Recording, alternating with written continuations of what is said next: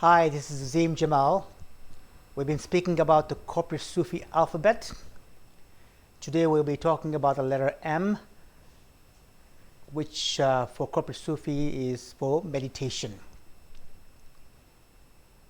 In the business world, you might wonder, what has meditation got to do with business?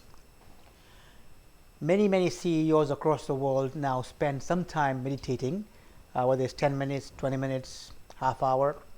And some of them I've spoken to, and they have shared with me that art of meditating helps them to be more clear about life, being able to stifle to a lot of clutter and get to the essence very quickly. Allows them also to be inspired, because the word inspire comes from the word in spirit, connect to your spirit, and meditation helps you to achieve that. In today's world, we are so bombarded with so much information, whether it's a website, whether it's the internet, whether it's the amount of documents that we go through, that there's a lot of clutter in our life. There's a lot of information that confuses us, stresses us out. And the art of meditation is to do nothing, to sit quietly. And the more you do that, the more you're able to become more peaceful, more clear, and are able to then differentiate between what is really important and what is just urgent but not really important. In the personal life, whether it's in your charity work or your family, meditation makes you more calmer, more relaxed, more peaceful, and you're much more fun to be around, because you're not so frustrated, you're not so unhappy, you're not so caught up with a lot of activities. In my personal life, when I go back, I was not a good kid in terms of school. I failed most of my exams, and my change happened when I went from Tanzania, where I was born, to Kenya. At the age of 18, I started to meditate in the morning, 1 hour from 4 to 5 a.m.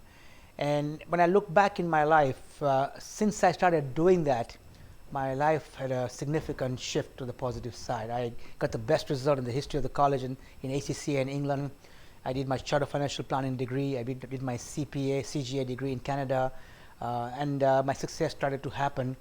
And I feel when I look back, that art of meditating made me more calmer, more confident, more believing, more faithful, and actually having conviction about my abilities in life. So I think that process of meditation is a very powerful one. Now you might ask me, how do I do that?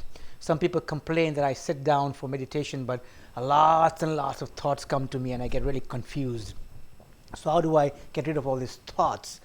And I'm not prescribing any particular method or faith-based approach. I'm only saying to you is that the less you fight your thoughts, the more powerful your meditation.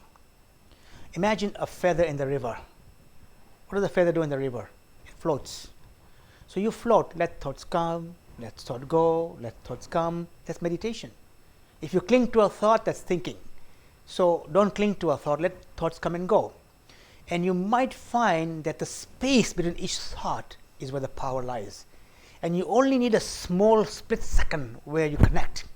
And that connection can be so powerful to make you sometimes get breakthrough ideas, sometimes create a kind of a moment that changes your whole perspective about life. And so I strongly encourage people to practice this art and not be too caught up with the rules and regulations, but just quiet. Maybe early morning is a good time because it's less noisy. If you do meditation at 12 noon or 2 p.m., there's a lot of noise around you and it's very hard to be quiet. So early morning is one approach. The other approach is to be in your nature, trees, birds, water, because nature is inherently quiet. And when you're around that environment, you feel quiet as well. And to me, that's one of the most powerful ways to create the harmony of business, of balance, and of beyond.